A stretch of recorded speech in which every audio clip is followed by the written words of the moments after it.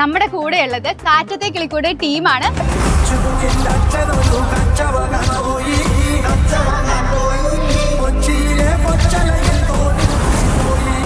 നടുക്കിരിക്കുന്ന ടെസക്കുട്ടി ഒന്നും മിണ്ടുന്നില്ല. രണ്ട് കാര്യത്തിൽ ഓടി ഇറങ്ങുന്നു. വൈകിട്ടത്തെ ചായ കിട്ടിയില്ലെങ്കിൽ, ഉച്ചക്കത്തെ ചോറ് കിട്ടിയില്ലെങ്കിൽ, ഫുഡ് കിട്ടിയില്ലെങ്കിൽ ദേഷ്യം വരുമോ? ഇല്ല, അങ്ങനെ പ്രശ്നമൊന്നുമില്ല.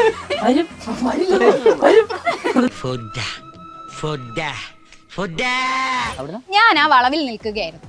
ഞാൻ ആ വളവിൽ നിൽക്കുമ്പോ അമീൻ ഒരു കൊച്ചായിട്ട് വണ്ടിയിൽ കയറി വന്നു. ഓക്കെ, ഞാൻ അപ്പം തന്നെ ഡയനെ ഫോൺ എടുത്ത് വിളിച്ചു പറഞ്ഞു. ഫോൺ അപ്പൊ സ്വിച്ച് ഓഫ് ആയിരുന്നു. എസ്കേപ്പ്. അതുകൊണ്ട് അവർ എന്നെ വിളിച്ചു. ആര്? ഡയനോട് ചെന്ന് പറഞ്ഞു ഈ കാര്യം.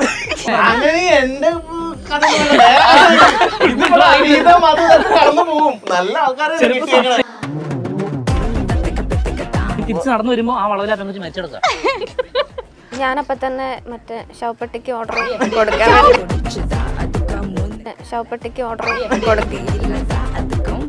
കുറച്ച് കമന്റ്സ് ചെയ്യാൻ കണ്ടത്, നിങ്ങള് സിംഗിൾ ആണോ? പ്രത്യേകിച്ച് കമന്റ് വന്നേക്കുന്നത് നിധിയുടെയാണ്.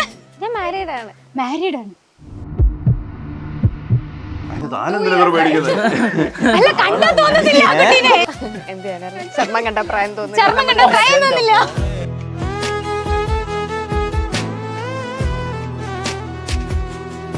അമീനാണ് ഇതില് ഒരു പെയർ ഉള്ളത്. നിങ്ങൾ ഡയറക്ടറോട് ആവശ്യപ്പെട്ടില്ലേ ഞങ്ങൾക്ക് എനിക്കില്ല, അങ്ങനെ കൊണ്ടുവരാനായിട്ടുള്ള ആഗ്രഹമില്ലേ? എനിക്ക് നല്ല ആഗ്രഹമുണ്ട്. നമ്മള് ഇതിപ്പോ തുടങ്ങിയിട്ടില്ലേ ഉള്ളൂ. ഇനിയിപ്പോ 10,000 എപ്പിസോഡൊക്കെ ആകുമ്പോഴേക്കും അവന് പ്രായമൊക്കെ ആവും. ഭാര്യ വന്ന് കൊച്ചു എല്ലാം തെറ്റായിട്ടാണ്. അത് ആ സീരിയലിനകത്ത് ഇവനെ വന്ന് അതിൻ്റെ അകത്ത് ഒരു നായിക വന്ന് തലക്കടിച്ച് കൊല്ലുന്നു. മറ്റൊരു ദൃശ്യമായിരുന്നു.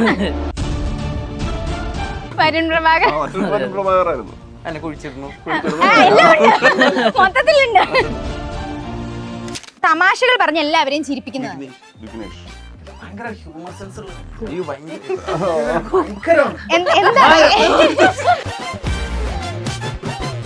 ഇവിടുന്ന് എനിക്ക് പനി വന്ന് ഭയങ്കര സീനായിട്ട് ഞങ്ങൾക്ക് ഇവിടുന്ന് കമ്പനി എന്നെ ഹോസ്പിറ്റലിൽ കൊണ്ടുപോയി. ഞാൻ അങ്ങനെ അവശനായിട്ട് ഇരിക്കുകയാണ്. ബാക്കിൽ നിന്ന് ചോദ്യം എങ്ങനെ വരാണ്ടിരിക്കും, വെള്ളം അടിച്ചിട്ട് പെണ്ണിനെ ഉപദ്രവിക്കുമ്പോ ആലോചിക്കണം ഞാൻ വേറെ ആരോടോ പറയണെന്ന് വിചാരിച്ചേ. അപ്പോഴേ ഞാൻ ആലോചിച്ചത് അതിന്റെ തലേ ദിവസം ടെലികാസ്റ്റ് ചെയ്ത എപ്പിസോഡ് ഞാൻ വെള്ളം അടിച്ച് ആകെ ഇവളുടെ റൂമിലേക്ക് കയറി ചെന്ന് അങ്ങനെ ഒരു സീനാണ്. അപ്പൊ അവരത് ആ രീതിയിലാണ് എന്റെ അടുത്ത് നിങ്ങളുടെ കൂട്ടത്തില് ഇപ്പം സംസാരിച്ചുകൊണ്ടിരിക്കുമ്പം എയറി കയറ്റാൻ പറ്റുന്ന ഏറ്റവും അടിപൊളി ആളാരാണ്?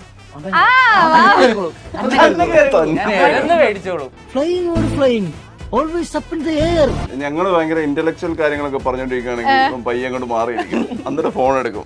എന്തെങ്കിലും റീല് കണ്ടിട്ട് പെട്ടെന്ന് വന്നിട്ട് ആ റീലിൽ എന്തെങ്കിലും തമാശ ഇങ്ങോട്ട് ഇറക്കും. അതാണ് എന്റെ പ്രശ്നം. അല്ലെങ്കിൽ ഇവരെന്നെ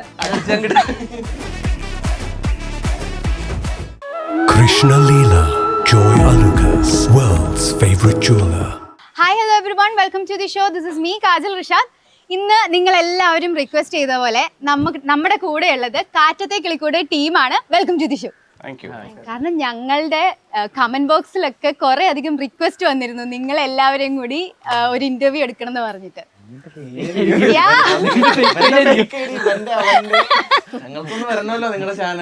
നിങ്ങൾ തന്നെ ഫേക്ക് ഐഡി ഇട്ട് തന്നാണോ? ഞാൻ കുറച്ച് നിങ്ങളെ പറ്റിയിട്ട് കുറച്ച് വീഡിയോസ് ഒക്കെ ഞാൻ കണ്ടു വരുന്നതിന് മുമ്പ്. അതിൽ ഞാൻ നോക്കിയപ്പം നടുക്കിരിക്കുന്ന ടെസക്കുട്ടി ഒന്നും മിണ്ടുന്നില്ല. ഇതിങ്ങനെ തന്നെയാണോ? പൊതുവെ മിണ്ടാറില്ല അധികം. ഓ, ഇൻവെർട്ടർ ആണ്. അല്ല, സീരിയസ്ലി ഞാൻ സെറ്റിലും ഇങ്ങനെ തന്നെയാണോ? അവള് രാവിലെ വരും, അവളുടെ പണിയെടുക്കും, പോയി കിടക്കും, ഫുഡ് കഴിക്കും, ഉറങ്ങും,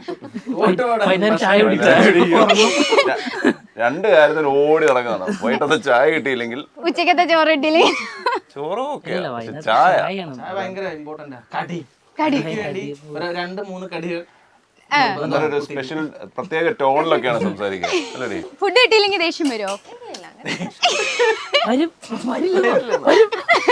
ചുറ്റുള്ളവരെ പറയുന്നത് ഭയങ്കരമായിട്ട് എന്താ പറയാ, നല്ല റേറ്റിംഗിൽ പോയിക്കൊണ്ടിരിക്കുകയാണ് സീരിയൽ. ശരിക്കും പറഞ്ഞാൽ നിങ്ങൾ തുടങ്ങിയപ്പോൾ ഇത്രയും എക്സ്പെക്ടേഷൻസ് ഉണ്ടായിരുന്നോ നിങ്ങൾക്ക് ഈ ഒരു സീരിയൽ ഈ ഒരു ലെവലിലേക്ക് എത്തും, കാരണം ഇത്ര ഓഡിയൻസിന്റെ കയ്യിൽ നിന്ന് ഇത്രയധികം റെസ്പോൺസ് കിട്ടും എന്നുള്ള ഒരു എക്സ്പെക്ടേഷൻ നിങ്ങൾക്ക് ഉണ്ടായിരുന്നോ? അതുതന്നെ ഉണ്ടായിരുന്നു. കാരണം നമുക്ക് ആ കഥയിലൊരു എക്സ്പെക്ടേഷൻ നല്ലോണം ഉണ്ടായിരുന്നു തുടക്കം തന്നെ. അപ്പം നമ്മൾ അത് മാത്രമല്ല, ഞങ്ങൾക്കിടയിൽ ഒരു ഭയങ്കര ഒരു ബോണ്ടിങ് ഉണ്ടായിരുന്നു.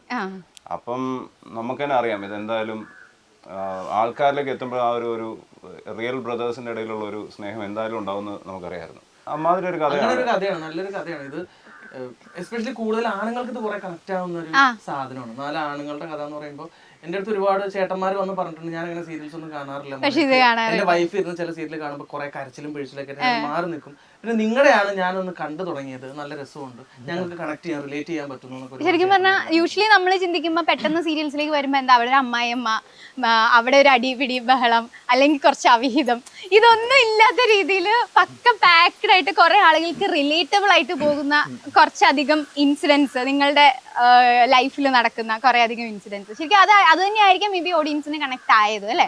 അതുപോലെ ഈ 5 ആണുങ്ങൾക്കും 5 ഡിഫറെന്റ് ക്യാരക്ടേഴ്സ് ആണ്. ഇപ്പം ഇവള് ഭയങ്കര വൈബ്രന്റ് ആയിട്ടുള്ള ആള്, ഇവള് ഭയങ്കര ഒരു നോർമൽ ഏറ്റവും ഇളയ അനിയൻ എങ്ങനെ ആയിരിക്കുമോ അതേപോലെ. ഇവനാണ് അഭിപ്രായങ്ങളൊക്കെ പറയാൻ പറ്റുന്ന ടൈപ്പ് ആയിട്ടുള്ള ഒരു ബ്രദർ. എപ്പോഴും ഒരു വീട്ടിലൊരാൾ എപ്പോഴും സ്ട്രോങ് ആയിട്ട് നിൽക്കുന്ന ഒരാളുണ്ടാവും. എന്റെ ആണെങ്കിൽ എല്ലാത്തിനെയും അടക്കി ഒതുക്കി നിർത്തുന്ന ടൈപ്പ്. അച്ഛനാണ് ഇതിന്റെയൊക്കെ നേരെ ഓപ്പോസിറ്റ്. അങ്ങനെ ഒരു അച്ഛൻ ഉണ്ടെങ്കിൽ എന്നൊക്കെ ആൾക്കാർക്ക് ഭയങ്കര ഇഷ്ടമുള്ള ടൈപ്പ് ഒരച്ഛൻ. അപ്പൊ എല്ലാ ടൈപ്പ് ഓഫ് ഓഡിയൻസിനെയും ഏതെങ്കിലും ഒരാൾ ആരെങ്കിലും വീട്ടിൽ കാണും, അപ്പൊ കണക്ട് ആവും. അതാണ് നമ്മുടെ വിജയം എന്നാണ് ഞങ്ങൾ വിശ്വസിക്കുന്നത്. ഇപ്പം ടെസ്സയ്ക്ക് ആദ്യം വെരി ഫസ്റ്റ് ഇപ്പം ഇതിലേക്കൊക്കെ ഈ ഒരു കാറ്റത്തെ കിളിക്കൂടെന്ന് പറഞ്ഞ ഒരു സീരിയലിലേക്ക് വന്നു. അപ്പോൾ താൻ മാത്രമേ ഉള്ളൂ, അതായത് ഒരു ലേഡി ആയിട്ട് ചിലപ്പോൾ താൻ മാത്രമേ ഉള്ളൂ എന്നൊക്കെ അറിഞ്ഞപ്പം എന്തായിരുന്നു ഒരു വെരി ഫസ്റ്റ് ഒരു തോട്ട് എന്താ പോയത്? ഞാൻ സീരിയലിൽ എത്തുന്ന തന്നെ ഒട്ടും എക്സ്പെക്ട് ചെയ്യാതെ എത്തിയൊരു കാര്യം. അപ്പം അതുകൊണ്ട് തന്നെ ഇല്ല, എനിക്ക് പറഞ്ഞ പോലെ ഞാനൊരു പെൺകുട്ടിയുള്ളൂ ആ ചിന്തയൊന്നും എനിക്ക് ഒരിക്കലും വന്നിട്ടില്ല. പെൺകുട്ടി ആൺകുട്ടി അങ്ങനെ എനിക്കും തോന്നിയിട്ടില്ല. അതല്ല റിയാലിറ്റി, അവർക്ക് അതിനുള്ള ഗ്യാപ്പ് കിട്ടില്ല. എങ്ങനെ അഭിനയിക്കണം, എങ്ങനെ ഡയലോഗ് പഠിക്കണം. എന്റെ അടുത്ത് എല്ലാവരും പറയുമ്പോൾ ഏഷ്യാനെറ്റിലെ നായിക എന്ന് പറയുമ്പോൾ എനിക്കൊന്നും തോന്നിയിട്ടില്ല. കാരണം ഞാൻ സീരിയൽ കണ്ടുകൊണ്ടിരുന്ന ഒരാളല്ല. ഒരു ഓപ്പർച്യൂണിറ്റി വന്നു, ചുമ്മാ ഓഡീഷന് വന്നു, കിട്ടിയെന്ന് പറഞ്ഞു കഴിഞ്ഞപ്പോഴാണ് പിന്നെയാണ് ഞാൻ അയ്യോ എന്റെ ജോബ് വിടണമല്ലോ, അങ്ങനത്തെ സ്ട്രെസ് ആയിരുന്നു എനിക്ക്. സീരിയലിൽ എല്ലാവരും ആഗ്രഹിക്കുന്ന പോലെ വരണം എന്നുള്ളതിനേക്കാളും ഞാൻ ചെയ്തുകൊണ്ടിരുന്ന എന്റെ പാഷനായിരുന്ന ഒരു ജോലി വിട്ടു വരുന്നതിന്റെ വിഷമായിരുന്നു എനിക്ക് കൂടുതലും. എന്ത് ജോലിയായിരുന്നു? ഞാൻ HR ആയിട്ട് വർക്ക് ആയിരുന്നു. ശരിക്കും അഭിനയത്തോടൊപ്പം ഇഷ്ടം ഉണ്ടായിരുന്നോ? ഇല്ല, ഞാൻ നമ്മുടെ ലൈഫിൽ അങ്ങനെ ഒരു കാര്യമില്ല, അൺഎക്സ്പെക്റ്റഡ് ആയിരുന്നു. ബിക്കോസ് ഇപ്പം വീട്ടിലാണേലും പറഞ്ഞു തരുന്നത് നമ്മൾ പഠിക്കുന്നു, ജോലി മേടിക്കുന്നു, കരിയർ ഗോള്, ആ ഒരു റൂട്ടാണ് പോകുന്നത്. ഒരിക്കലും അഭിനയം അതൊരു ജോലിയായിട്ട് കൺസിഡർ ചെയ്യുന്നില്ല. എൻ്റെ നാടും അങ്ങനെ ഒരു ഏരിയ ആണ്. അപ്പോൾ ഒരിക്കലും അങ്ങനെ ഒരു ചിന്ത പോയിട്ടില്ല എന്നുള്ളതാണ് സത്യം. പിന്നെ ഇവിടെ എത്തി ഇപ്പൊ അതിന്റെ ഒരു ഫ്ലോയിലായി. ഇപ്പോഴാണ് ആൾക്കാർ തിരിച്ചറിയുമ്പോഴാണ് ഇതൊരു സംഭവമാണ്, ഇതൊരു വലിയ സംഭവമായിരുന്നു. സത്യം അങ്ങനെയാണ് ഉണ്ടായത്. ശ്രീനിധി എന്ന് പറഞ്ഞു തന്നെയല്ലേ എല്ലാരും തിരിച്ചറിയുന്നത്. ഓക്കെ, അമീന്റെ അടുത്തേക്ക് വരുമ്പം അമീൻ ശരിക്കും ഈ ഒരു കരിയർ ജേർണി ഞാൻ കുറെ ആങ്കറിംഗ് വർക്ക്സ് കണ്ടിട്ടുണ്ട്. അതിൽ നിന്നും അഭിനയത്തിലേക്ക് വന്നപ്പോ അത് ലൈഫിൽ കൊണ്ടുവന്ന ഒരു ചേഞ്ച് എന്താണ്? ഞാൻ അഭിനയത്തിലേക്ക് എത്താൻ വേണ്ടിയിട്ടാണ് ആക്ച്വലി ആങ്കറിങ് തുടങ്ങിയത്. അപ്പൊ സ്വാഭാവികമായിട്ടും അത് എന്റെ ഓരോ സ്റ്റെപ്പ് ബൈ സ്റ്റെപ്പ് ആയിട്ടുള്ള ഒരു എന്താ പറയാ നമുക്കൊരു സാറ്റിസ്ഫാക്ഷൻ തരുന്ന ഒരു സംഭവമായിട്ട് തോന്നിയിട്ടുള്ളത്. സോ ഹാപ്പിയാണ്. അഭിനയത്തിന്റെ ഇതിന്റെ വ്യത്യാസം എന്ന് പറഞ്ഞാൽ ഇവിടെ നമുക്ക് പല കാര്യങ്ങൾ വേറൊരു ക്യാരക്ടറായിട്ട് വേറൊരു സാധനം ചെയ്യുക. ഇപ്പൊ ചില ആൾക്കാർ ചെയ്യുന്നത് നമുക്ക് ഇഷ്ടമായിരിക്കും. ഇപ്പൊ എന്റെ സ്വഭാവം എനിക്ക് ഇഷ്ടമാവില്ല, ഇവന്റെ സ്വഭാവം എനിക്ക് ഇഷ്ടമായിരിക്കും. അപ്പൊ ഇവന്റെ സ്വഭാവത്തിന്റെയും ഇവന്റെ ചേഷ്ടകളുടെയും സാധനങ്ങൾ എനിക്കത് ചെയ്തു നോക്കാൻ പറ്റുക എന്ന് പറയുന്നത് അതൊരു രസമുള്ള, അതിലൊരു സന്തോഷം, എനിക്ക് രസമുണ്ട്. അപ്പൊ അങ്ങനെ കുറെ ഗുണങ്ങൾ ഈ ഒരു ക്യാരക്ടേഴ്സ് ചെയ്യുമ്പോൾ നമുക്ക് കിട്ടുന്നുണ്ട്. അതാണ് ഏറ്റവും വലിയൊരു ഗുണമെന്ന് പറയുന്നത്.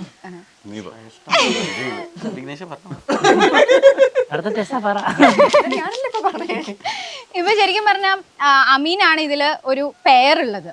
നിങ്ങൾ ഡയറക്ടറോട് ആവശ്യപ്പെട്ടില്ലേ ഞങ്ങൾക്കും കൂടെ ഒരു പേര്? എനിക്കില്ല. അങ്ങനെ കൊണ്ടുവരാനായിട്ടുള്ള ആഗ്രഹമില്ലേ?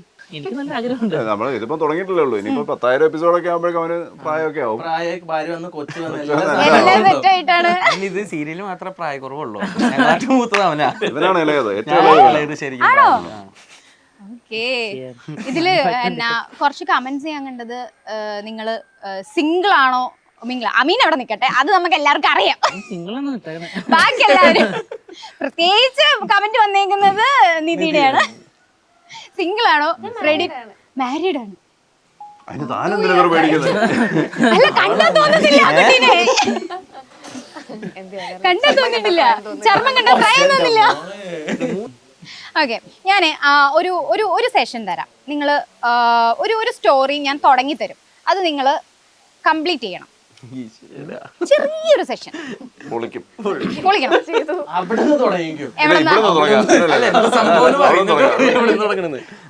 ഓക്കെ, അവിടുന്ന് ഞാൻ ആ വളവിൽ നിൽക്കുകയായിരുന്നു. ആ നീ അത് പാസ് ചെയ്ത് ഒരു സ്റ്റോറി നമ്മൾ ഇത് കഴിയുമ്പോൾ നമ്മൾ ഡെവലപ്പ് ചെയ്യും. അല്ലല്ല അത് കഴിഞ്ഞു. അത് കഴിഞ്ഞിട്ട് തുടങ്ങണോ? ഒരിക്കും ഞാൻ ആ വളവിൽ നിൽക്കുമ്പോ അമീൻ ഒരു കൊച്ചായിട്ട് വണ്ടിയിൽ കയറി വന്നു. ഓക്കെ, ബാക്കി അവിടെ നിന്ന് തുടങ്ങി. ഞാൻ അപ്പം തന്നെ ഡയനെ ഫോൺ എടുത്ത് വിളിച്ചു പറഞ്ഞു. ഡയൻ മറ്റൊരു പെൺകുട്ടിയുടെ അപ്പോൾ അമീൻ നമ്പർ ഉണ്ടായിരുന്നു, അപ്പൊ ഞാനും വിളിച്ചു പറഞ്ഞു. അപ്പോൾ നിനക്ക് അമീനല്ലേ കിട്ടിയിരുന്നേ. ഡയനയുടെ ഫോൺ അപ്പൊ സ്വിച്ച് ഓഫ് ആയിരുന്നു. എസ്കേപ്പ്. അതുകൊണ്ട് അവർ എന്നെ വിളിച്ചു. ഞാൻ ഡയനോട് ചെന്ന് പറഞ്ഞു ഈ കാര്യം. എവിടെയോ കിടക്കുന്ന ഡയാന എന്റെ കടന്നു പോവും. നല്ല ആൾക്കാരെ നീ വളവിൽ തിരിഞ്ഞു വന്നപ്പോ നല്ല സുന്ദരിയായ പെൺകുട്ടിയെ കണ്ടു. അവിടെ നിന്ന് തുടങ്ങി, അവിടെ നിന്ന് തുടങ്ങിയാൽ മതി. ഓക്കെ, ആ വളർന്ന് തിരിഞ്ഞു വരുമ്പോ സുന്ദരിയായ ഒരു കൊച്ചു നടന്നു വരുന്നു. ഞാൻ പെട്ടെന്ന് പോയി സംസാരിച്ചു. അപ്പൊ ആ പെൺകുട്ടി ഇങ്ങനെ വീണ്ടും നടന്നു പോയി കഴിഞ്ഞപ്പോഴേക്കും എന്റെ അടുക്കെ വന്നു. എന്റെ അടുക്കെ വന്നു കഴിഞ്ഞപ്പോഴേക്കും ചോദിച്ചാൽ ചേട്ടാ നവനീതിനെ അറിയോ? ബാക്കി പറഞ്ഞു. അപ്പൊ അത് വളഞ്ഞു വന്നപ്പോ പിന്നെ ഡയാനുള്ളത് എന്താണ് നവനീതിനെ അറിയില്ല എന്ന് പറഞ്ഞു. അപ്പൊ ഞാൻ ചോദിച്ചത് ആരാ കുട്ടി? നവനീതിനെ അറിയാൻ പാടില്ലാത്തൊരു കുട്ടിയോ? ആ കുട്ടി കണ്ണു കാണാൻ പാടില്ലാത്ത ഫോണൊന്നും യൂസ് ചെയ്തൊരു കുട്ടിയാണ്. അതുകൊണ്ട് അവൻ അറിഞ്ഞൂടാ. ഇത് ഫീൽ ഗുഡിലേക്ക് പോകുന്നു. സസ്പെൻസ് എന്തേലും മതി, കഴിഞ്ഞ പറയാം. മറ്റേ പെണ്ണ് മരിക്കട്ടെ. ഇപ്പൊ എവിടെ നിക്കണേ? എന്റെ ഇത് ഇവിടെ ഇപ്പൊ അത് നവനീതിനെ അറിയില്ലെന്ന് പറഞ്ഞു. ഞാൻ എന്താ പറഞ്ഞു, നവനീത അറിയാത്ത പെണ്ണോ? വിചാരിച്ച് നിന്ന് തിരിഞ്ഞു നോക്കുമ്പോഴത്തേക്കും ആ പെൺകുച്ച് മരിച്ചെടുക്കുക. അടുത്തൊരു സീരിയലിന്റെ കഥയാവും. അതെ, ആ പെൺകുച്ച് മരിച്ചെടുക്കാണ്. അതാണ് നീ കാണുന്നത്. നീ തിരിച്ച് നടന്നു വരുമ്പോ ആ വളവിൽ ആ പെൺകുച്ച് മരിച്ചെടുക്കുക. പെട്ടെന്ന് ഞാൻ ഒന്നും അറിയേണ്ട ഷോക്കായി നിക്കണത്. അപ്പൊ അതുവഴി ചേട്ടൻ എന്തായിരിക്കും ചെയ്യാ? അപ്പൊ ഞാൻ അന്നേരം തന്നെ പോലീസ് സ്റ്റേഷനിൽ വിളിച്ചു പറഞ്ഞു ഇവിടെ ഒരു പെൺകുട്ടി മരിച്ചു കിടപ്പുണ്ടെന്ന് പറഞ്ഞു. ബാക്കി പറഞ്ഞു. നവനീതുണ്ടെന്നാ ഞാനപ്പോ തന്നെ മറ്റേ ശവപ്പെട്ടിക്ക് ഓർഡർ നീ എവിടെയായിരുന്നു? മരിച്ചില്ലേ? അപ്പൊ തന്നെ കുഴിച്ചിടുന്നതാ. പറഞ്ഞു. ഞാൻ പറയും ഇതില് ക്രൈം ബ്രാഞ്ചിന്റെ ആവശ്യമുണ്ട്, അന്വേഷണം വേണമെന്ന് പറയും. അപ്പൊ നീ മുഖ്യമന്ത്രിയോ? നവനീത് അല്ല നമ്മള് എന്റെ അടുത്ത് ചോദിച്ചു, നവനീതിനെ അറിയുന്ന പെൺകുട്ടി എന്റെ അടുത്ത് ചോദിച്ചു, എനിക്ക് അങ്ങനെ സംശയം ഉണ്ടെന്ന് പറയുന്നത്. എന്നിട്ട് അല്ല അന്വേഷിച്ച് വരുമ്പോ അവനിതിന്റെ മോതിരം ആ പെൺകുട്ടിയുടെ കയ്യിലുണ്ട്, വിരലിലുണ്ട്. ആ മോതിരത്തിന്റെ പേരില് ആ മോളിൽ എഴുതിയ പേര് വിഘ്നേഷ് എന്നായിരുന്നു. അത് അവിടെ നിന്നും പോയി. എനിക്ക് 5 ഓപ്ഷൻ ഉണ്ട്, അതേക്ക് പറഞ്ഞാൽ മതി. സമയമുണ്ട്, നീ പറഞ്ഞു. തിരിച്ചുതരാം ഞാൻ. പിന്നെ പോലീസുകാരോട് ഞാൻ അങ്ങനെ വിഘ്നേഷിന് മോതിരം കിട്ടിയത് വിഘ്നേഷിന്റെ ഞാൻ പറയുന്നു.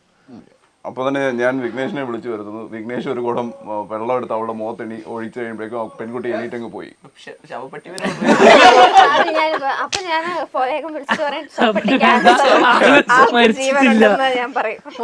അപ്പൊ ക്രൈംബ്രാഞ്ച് ആ കുട്ടി മരിച്ചിട്ടില്ല, ചെറിയൊരു മിസ്അണ്ടർസ്റ്റാൻഡിങ് ആണ്, വരണ്ടെന്ന് പറയുന്നത്. ഞാൻ പിന്നെ അവിടെ അടുത്ത ജയിലിലേക്ക് പോയി അമീനെ ഇറക്കണല്ലോ. പോലീസ് ഡിപ്പാർട്ട്മെന്റിനെ പറ്റിച്ചല്ലോ. അമീനെ ഇറക്കണല്ലോ. അമീനെ ഇറക്കാതെ ഞാൻ വക്കീലിനെ വിളിച്ചിട്ട് പോകുന്നു. അമീനെ സ്റ്റേഷനിൽ പോയി ഇറക്കുന്നു. പക്ഷെ അതിന് കാശ് കൊടുക്കുന്നവരും അതില് കാശ് കൊടുക്കണത് ഞാനും, ആ കാശ് എന്നോട് കടം പിടിച്ച് വെക്കുന്നവനും. മതി മതി, കഴിഞ്ഞു. എനിക്ക് തന്നെ ഇത് എവിടെ തുടങ്ങി ഇപ്പൊ എവിടെ നിക്കണെന്നൊരു ഒരു ഐഡിയ കിട്ടുന്നില്ല. എനിക്ക് എന്തിന്റെ കേടായിരുന്നു. Okay, back to questions. നമ്മുടെ ഇപ്പൊ ഈ ഒരു സെറ്റിലെ വിശ്രമവേളകൾ നിങ്ങൾ എങ്ങനെയാണ് ആനന്ദകരമാക്കുന്നത്? ഇന്ന് നല്ലൊരു വിശ്രമിക്കാൻ സമയം കിട്ടിയതായിരുന്നു. ഞങ്ങൾ വന്നിട്ടങ്ങ് കോളേജ് ആക്ച്വലി നമുക്ക് 1 മണിക്കൂർ ബ്രേക്ക് കിട്ടും. ആ ബ്രേക്ക് ആയിരുന്നു ഇതിപ്പോ ഇവിടെ ഇരിക്കുന്നത്. ഇവിടെ ഇരിക്കുന്നു. ബ്രേക്കിന് തന്നെ പോയി ടച്ച് ചെയ്തിട്ടോ എന്ന് പറയും. ഞങ്ങളുടെ വിശ്രമം ആ ചെയറിട്ടത് അവിടെ ഇരിക്കും. അവിടെ ഇരിക്കും. പിന്നെ കസേര പരാതി പറയാൻ വേണ്ടിയല്ല. എല്ലാ സീൻസിലും ഓൾമോസ്റ്റ് എല്ലാരും വരുന്നുണ്ട്. വിശ്രമവേളകൾ ഞങ്ങൾക്ക് കിട്ടുവാണെങ്കിൽ ഞങ്ങൾ ആ മൂലയ്ക്ക് വന്നിരിക്കും. ഞങ്ങൾ എല്ലാവരോടും എന്തെങ്കിലുമൊക്കെ വർത്താനൊക്കെ പറഞ്ഞിരിക്കും. നിങ്ങളുടെ കൂട്ടത്തില് ഇപ്പം സംസാരിച്ചുകൊണ്ടിരിക്കുമ്പം എയറി കയറ്റാൻ പറ്റുന്ന ഏറ്റവും അടിപൊളി ആളാരാണ്? മേടിച്ചോളും, അതാണ് എന്റെ പ്രശ്നം. അല്ലെങ്കിൽ ഇവരെന്നെ അവനുണ്ട് കേട്ടാ. കൂടുതലെല്ലാം ചിരിച്ചു കൊടുക്കണ ആള് ഇങ്ങനെയാണ്. ഓക്കെ, ചിരിച്ചു കൊടുത്തോളൂ. ഇപ്പൊ തമാശകളൊക്കെ പറഞ്ഞാൽ ഏറ്റവും അവസാനം മനസ്സിലാവുന്ന ആളാരായിരിക്കും? അല്ല അവസാനം മനസ്സിലാവില്ല. മനസ്സിലാവൂല. ഇവരിരുന്ന് അല്ലെ അവസാനം മനസ്സിലാവില്ല. നമ്മുടെ പേര് പറയാം എല്ലാം ഇങ്ങോട്ടാന്ന്. പെട്ടെന്ന് തമാശ പറഞ്ഞ മനസ്സിലാവില്ല. ഞങ്ങള് ഭയങ്കര ഇന്റലക്ച്വൽ കാര്യങ്ങളൊക്കെ പറഞ്ഞോണ്ടിരിക്കുകയാണെങ്കിൽ ഇപ്പം പയ്യൻ കൊണ്ട് മാറിയിരിക്കും, എന്നിട്ട് ഫോൺ എടുക്കും, എന്നിട്ട് എന്തെങ്കിലും റീല് കണ്ടിട്ട് പെട്ടെന്ന് വന്നിട്ട് ആ റീലിൽ എന്തെങ്കിലും തമാശ കൊണ്ട് ഇറക്കും. നിങ്ങൾ വെരി ഫസ്റ്റ് ടൈം കണ്ടപ്പോൾ നിങ്ങളുടെ ഓരോരുത്തരുടെയും നിങ്ങൾക്ക് ഇതുണ്ടായിരുന്നോ എന്തെങ്കിലും? ആ ഉണ്ടായിരുന്നു. ഓക്കെ. അപ്പൊ നിങ്ങളെ ഒരു എക്സ്പീരിയൻസ് എന്തായിരുന്നു? നിങ്ങൾ ഇത്രയും പേരെ കണ്ടു കഴിഞ്ഞപ്പോൾ നല്ലൊരു ക്രൂ? ഞങ്ങൾ 1, 2, 3 ഈ 3 പേരും മുന്നേ പരിചയമുള്ളവരാണ്. ഇവർ രണ്ടുപേരാണ് പുതുതായിട്ട് വന്നത്. പരിചയം ഉണ്ടെങ്കിൽ പോലും ഇങ്ങനെ ഒരു ബന്ധം ഉണ്ടായിട്ടില്ല. അത് സ്വാഭാവികമായിട്ട് ഒരു കുടുംബം പോലെ ആകുമ്പോൾ ഡെയിലി കണ്ട് അങ്ങനെ ഒരു ബന്ധം വരും. എനിക്കും കുറച്ച് അമീനായിട്ടായിരുന്നു ആദ്യം തൊട്ടുള്ള ഒരു കണക്ഷൻ. ഞങ്ങൾ ഒരു മോക്ക് ഷൂട്ടിൽ ഫസ്റ്റ് ഒരു 3 years ബാക്ക് പരിചയപ്പെട്ടുള്ളതാണ്. അപ്പൊ അന്നോട്ടുള്ള കണക്ഷനാണ്. പിന്നെ ഇങ്ങനൊരു ഇത് കിട്ടണത് ഇപ്പോഴാണ്. ചേട്ടനായിട്ട് അറിയാം, പക്ഷെ ഡയറക്റ്റ് കണ്ടിട്ടുണ്ടായിരുന്നില്ല. കണ്ടിട്ടുണ്ട്, അന്ന് ഞാൻ ഇവനെ മൈൻഡ് ചെയ്തിട്ടുണ്ട്. മൈൻഡ് ചെയ്തിട്ടില്ല. അന്ന് ഞാൻ അടുത്തേക്ക് പോയില്ല. ഞാനായിട്ട് പോയിട്ട് അങ്ങനല്ല, ലൈക്ക് ഇവന്റെ അമ്മ ആ സീരിയൽ അഭിനയിക്കുന്നുണ്ട്. അപ്പൊ ഇവൻ ഏതോ ഒരു പയ്യൻ, അന്ന് ഈ താടിയൊന്നും ഇല്ല. അന്നപ്പോ ഞാൻ വിചാരിച്ചു, അത് ഞാൻ എപ്പിസോഡ് കണ്ടപ്പോഴാണ് ഇവനെ നോട്ടീസ് ചെയ്യുന്നത്. അതിന്റെ നമ്മൾ ഇവിടെ വെച്ചിട്ടാണ് ആ കാര്യം പറയുന്നത്. കാരണം അത് ആ സീരിയലിനകത്ത് ഇവനെ വന്ന് അതിൻ്റെ അകത്ത് ഒരു നായിക വന്ന് തലക്കടിച്ച് കൊല്ലുന്നു, തീർന്നു. മറ്റൊരു ദൃശ്യമായിരുന്നു, വരുൺ പ്രഭാകർ. മറ്റൊരു പ്രഭാകറായിരുന്നു. എന്നെ കുഴിച്ചിരുന്നു. മൊത്തത്തിലുണ്ട്. ഓക്കെ. സീരിയലിലെ സാരിയും നാടൻ ലുക്കുമാണ് നിധിയെ കാണുന്നത്. യഥാർത്ഥ ജീവിതത്തിൽ ടെസ ഏത് ടൈപ്പോ? ലക്ഷദ്വീപിൽ അല്ല, ക്യാരക്ടർ അത്ര നാടൻ, ഭയങ്കര നാടനൊന്നും അല്ല. ഒരു നോർമൽ സാധാരണ നമ്മുടെ നാട്ടിൽ കാണുന്ന ആൾക്കാർ. എങ്ങനത്തെ ഡ്രസ്സുകൾ? ഇത് തന്നെയാണ് കംഫർട്ടബിൾ ഔട്ട്ഫിറ്റ്. ഞാൻ ചേഞ്ച് ചെയ്തിട്ടില്ല ഒരു ലൊക്കേഷൻ. കാരണം ഇവിടെ കാരണം നിങ്ങൾക്ക് 1 hour ബ്രേക്ക് കിട്ടാറുള്ളൂ എന്നൊക്കെ നമ്മൾ കേട്ടിട്ടുണ്ട്. ഇതിന്റെ ഇടയ്ക്കൊക്കെ ഇതിന് എപ്പോഴാണ് നിങ്ങൾ ഈ റീലൊക്കെ ചെയ്യാനുള്ള ഒരു ഗ്യാപ്പ് കിട്ടുന്നത്? ഞങ്ങൾ മുന്നൊരു ഇനിഷ്യേറ്റീവ് എടുക്കാറില്ല. ഇനിഷ്യേറ്റീവ് എടുക്കുന്നത് ടെസയും നവനീതുമായിരിക്കും. പിന്നെ അവര് വരണം, ശ്രേയ സാന്ദ്ര നിങ്ങൾ വരുമ്പോഴാണ്. ഓക്കെ. ശരിക്കും ഈ ഒരു ആക്ടിങ് പ്രൊഫഷനിലേക്ക് വരുന്നതിന് മുമ്പ് നിങ്ങൾ എന്തായിരുന്നു ചെയ്തോണ്ടിരുന്നത്? ഞാൻ ആക്ച്വലി എന്റെ പഠിത്തത്തിന്റെ കാര്യങ്ങളായിരുന്നു. ഡിഗ്രി ചെയ്യുന്ന ടൈമിലാണ് ഞാൻ ഇതിലേക്ക് ഫീൽഡിലേക്ക് വന്നത്. എന്റെ അമ്മയായിരുന്നു എന്നെ കൊണ്ടുവരുന്നത്. അമ്മ ആർട്ടിസ്റ്റ് ആണ്. അപ്പൊ അങ്ങനെയാണ് ഞാൻ ഈ ഫീൽഡിലേക്ക് വരുന്നത്. പിന്നെ ഇതൊരു ജേർണി ആയിരുന്നു. 3 years ആയിട്ടുള്ള ഞാൻ കംപ്ലീറ്റ് ആയിട്ടുണ്ട്. ഞാൻ എഞ്ചിനീയർ ആയിരുന്നു. അതിന്റെ കൂട്ടത്തിൽ തുടങ്ങിയതാണ്.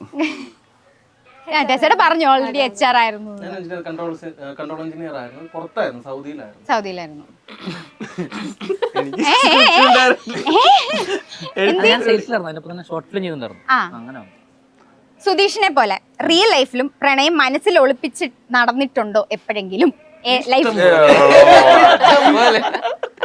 ഏത് വേണം ചോദ്യമല്ല അല്ലേ?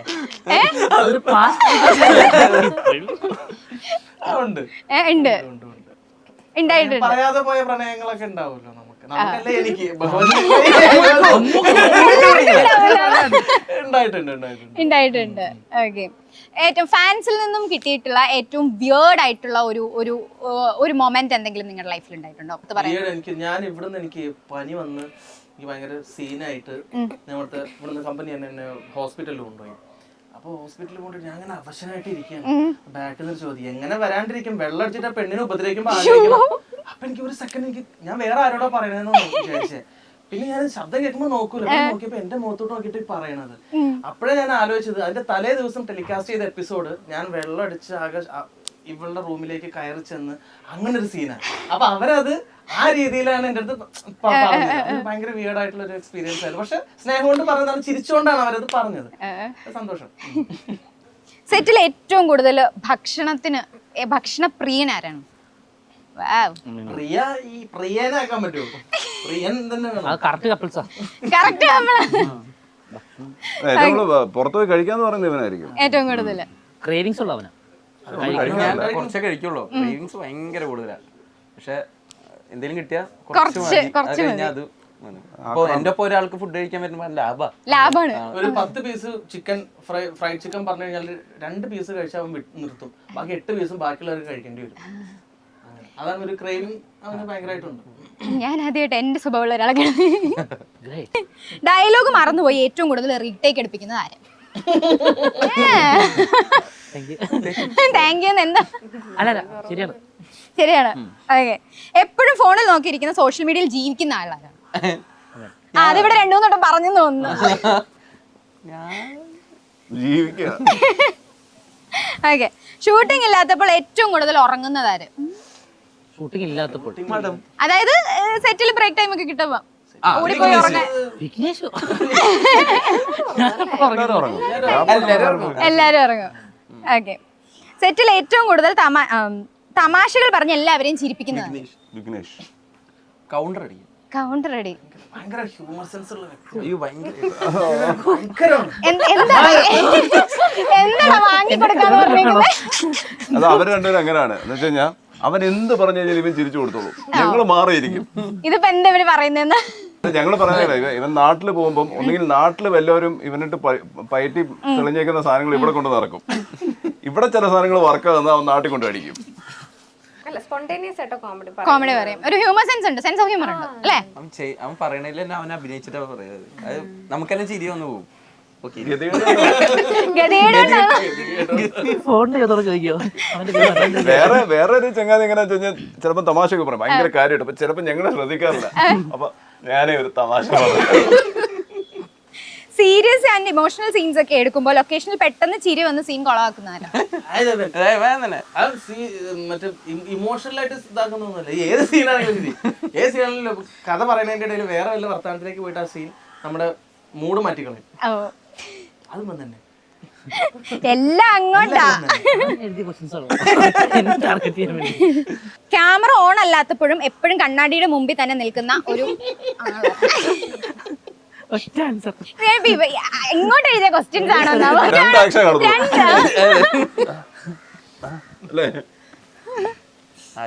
ശരിക്കും പറഞ്ഞാൽ കുറച്ചും കൂടെ ക്വസ്റ്റ്യൻസ് ഉണ്ട്, പക്ഷെ നമുക്ക് സമയ പരിമിതികളുണ്ട്. അതുകൊണ്ട് നമുക്ക് വൈൻഡപ്പ് ചെയ്യാം. കാരണം എനിക്ക് തോന്നുന്നു ഏറ്റവും കൂടുതൽ സ്കോർ ചെയ്തിരിക്കുന്നത് ഈ അറ്റത്തിരിക്കുന്നവരാണ് ക്വസ്റ്റ്യൻസിൽ.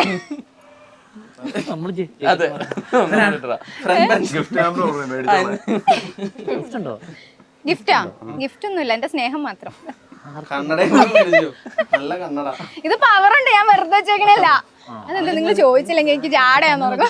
സതീഷ് നോക്കി ഹരീഷിനെ വിളിച്ചപ്പോ മനസ്സിലായി. ഇല്ല, ഇതിപ്പോ ഇത് വെച്ചേക്കുന്നോണ്ട് എനിക്ക് ക്ലിയർ ആയിട്ട് കാണാം. ഓക്കെ. അപ്പോൾ എന്താണെങ്കിലും നിങ്ങളൊരു സെറ്റിന്റെ ടൈമിന്റെ ഇടയ്ക്ക് നിങ്ങളുടെ വിലയേറിയ സമയം ഞങ്ങൾക്ക് വേണ്ടി ചെലവഴിച്ചതിൽ ഒരുപാട് നന്ദിയുണ്ട്. അവസാനമായിട്ട് നിങ്ങൾക്ക് കാറ്റത്തെ കിളിക്കൂടെ പ്രേക്ഷകരോട് എന്താണ് പറയാനുള്ളത്? ഒരുപാട് നന്ദി. കാരണം 200 എപ്പിസോഡിൽ നമ്പർ 1 ആയിട്ട് നിൽക്കുന്നു എന്ന് പറയുമ്പം ഒരുപാട് സന്തോഷമുള്ള കാര്യം. നമ്പർ 1 ആയിട്ട് നിൽക്കുന്നതിലല്ല, കൺസിസ്റ്റൻ്റ് ആയിട്ട് ആളുകൾക്ക് നമ്മളെ ഇഷ്ടപ്പെടുന്നു, അത് സീരിയലിനെ വെറുക്കുന്നില്ല എന്ന് പറയുന്ന ഒരു വലിയ കാര്യമാണ്. പൊതുവെ നമ്മളെല്ലാം സീരിയൽ ചെയ്യുമ്പം, ഇപ്പം ഞാനിതെൻ്റെ 6ാമത്തെയാണ്, ഇവൻ്റെ 4ാമത്തെയാണ്.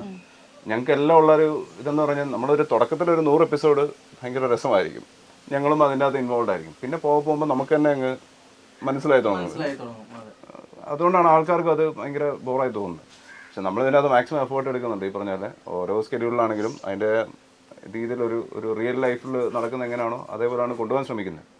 തീർച്ചയായിട്ടും സീരിയലാണ്, അതിൻ്റെ ഫ്ലോസ് ഉണ്ടാവും. പക്ഷെ നമ്മൾ നമ്മുടെ എഫേർട്ട്സ് എടുത്തിട്ട് എല്ലാ ഡിപ്പാർട്ട്മെന്റും അവരുടേതായ ബെസ്റ്റ് കൊടുത്തുകൊണ്ടിരിക്കുന്നുണ്ടെന്നാണ് എനിക്ക് തോന്നുന്നത്. ഞാൻ വിശ്വസിക്കുന്നത് ആർട്ടിസ്റ്റിന്റെ ഭാഗത്ത് നിന്ന് എല്ലാവരും ഞങ്ങളുടെ ബെസ്റ്റ് ഞങ്ങൾ കൊടുക്കുന്നുണ്ട്. ഡയറക്ഷൻ ടീം അവർ അടിപൊളിയാണ്, ക്യാമറ ടീം അടിപൊളിയാണ്, ആർട്ട്, കോസ്റ്റ്യൂം, മേക്കപ്പ് എല്ലാം ഏറ്റവും മുകളിൽ പ്രൊഡ്യൂസർ. ലൈക്ക് എപ്പോഴും പറയേണ്ട ഒരു കാര്യമാണ്, പ്രൊഡ്യൂസറിൻ്റെ ഭാഗത്ത് നിന്നൊരു പ്രോപ്പറായിട്ടുള്ള ഇൻവോൾവ്മെൻറ്റ് ഉണ്ടായിട്ടില്ലെങ്കിൽ ആ സീരിയലിനെ അത് ഭയങ്കരമായിട്ട് ബാധിക്കും. സാർ എപ്പോഴും നമ്മുടെ കൂടെ തന്നെ ലൊക്കേഷൻ ഉണ്ടാവും, എല്ലാ കാര്യത്തിനും മോണിറ്ററിൻ്റെ ബാക്കിൽ ഇരുന്നിട്ട് ഇപ്പോൾ കുറ്റങ്ങളുണ്ടെങ്കിൽ കുറ്റങ്ങൾ പറയും, നല്ലതാണെന്നും പറയുന്ന ഒരു പ്രൊഡ്യൂസറാണ്. പേഴ്സണലായിട്ട് ഓരോ ആർട്ടിസ്റ്റുകളെയും വിളിച്ച് ഇന്ന എപ്പിസോഡ് നന്നായിരുന്നു പറയുന്നതാണ്. ഇപ്പൊ നമുക്കതൊരു സന്തോഷം, നമുക്ക് അടുത്തത് ഇനിയും അടിപൊളിയാക്കാൻ വേണ്ടിയിട്ട് അപ്പം നല്ലത് പറയും, ഇനി അവരെ കൊണ്ട് നല്ലത് പറഞ്ഞു. നമുക്ക് ചീത്തയൊക്കെ ആർക്കും താല്പര്യമില്ലല്ലോ, നമുക്ക് ആ ഒരു സന്തോഷം തരും, വീണ്ടും നമ്മൾ നന്നായിട്ട് പെർഫോം ചെയ്യാൻ. അത് മാത്രമല്ല, ഒരു കോംപ്രമൈസ് ഒരിക്കലും സാർ സമ്മതിക്കാറില്ല. ലൈക്ക് ഇതൊരു സാധനം വേണമെന്നുണ്ടെങ്കിൽ അതിന് സാറ് സ്പെൻഡ് ചെയ്യും. അപ്പോൾ അതൊരു വലിയൊരു കാര്യമാണ്. സോ ഐ തിങ്ക് പിന്നെ ഓഫ് കോഴ്സ് എൻ്റെ റൈറ്റർ ഗിരീഷ് ചേട്ടനാണ്, വെറുതെ അല്ല ഭാര്യയുടെ റൈറ്ററാണ് ഗിരീഷ് ചേട്ടൻ. അപ്പം ഗിരീഷ് ചേട്ടൻ്റെ ഒരു ടേക്ക് ആദ്യം തൊട്ട് നമുക്ക് നമ്മുടെ ഒരു ക്യാരക്ടേഴ്സിനെ എല്ലാവരെയും ഗിരീഷ് ചേട്ടൻ തന്നെ ഇങ്ങനെ ആയിരിക്കണം, ഈ ഒരു മീറ്ററിനപ്പുറത്തേക്ക് പോകരുത്. അപ്പോൾ എല്ലാവർക്കും പറഞ്ഞതുണ്ട്. അപ്പോൾ അതൊരു വലിയ കാര്യമാണ്. പിന്നെ ഓഫ് കോഴ്സ് ഡയറക്ടർ ശരത്താണ്. ശരത്ത് എനിക്ക് തോന്നുന്നു ഇത്രയും നാളുണ്ടായിരുന്ന ഒരു സീരിയൽ നോംസിനെയൊക്കെ ഒന്ന് പൊളിച്ചെടുത്തിട്ടാണ് എടുത്തിരിക്കുന്നത്. പിന്നെ ക്യാമറ, ഇപ്പം സ്റ്റേറ്റ് അവാർഡ് കിട്ടിയ ആളാണ് നമ്മുടെ ക്യാമറ ചെയ്യുന്നത്, വിഷ്ണു. അപ്പോൾ ഡെഫിനറ്റ്ലി അതിൻ്റെതായ ഒരു മികവുണ്ട്. ഇപ്പം ഹാഫ് ലൈറ്റും ഇപ്പം നമുക്ക് പകുതി പേർക്ക് മുഖത്തൊന്നും വെട്ടവും വെളിച്ചമൊന്നും കാണില്ല, പക്ഷേ അത് അതിൻ്റെ ഒരു മൂഡാണ്. ഈ വീടിൻ്റെ ഒരു മൂഡ് അനുസരിച്ചാണ് അതിൻ്റെ ലൈറ്റ് അപ്പ് ചെയ്തിരിക്കുന്നത്. പിന്നെ ഇപ്പം നോർമലി സീരിയലിനെല്ലാം ഒരേ മ്യൂസിക് പാറ്റേൺ ആണ്. നമ്മുടെ ഇപ്പം ചെന്നൈ എന്നുള്ള ആളാണ് ചെയ്യുന്നത്, അപ്പം അതിൻ്റെ ഒരു ഡിഫറൻസ് ഉണ്ട്.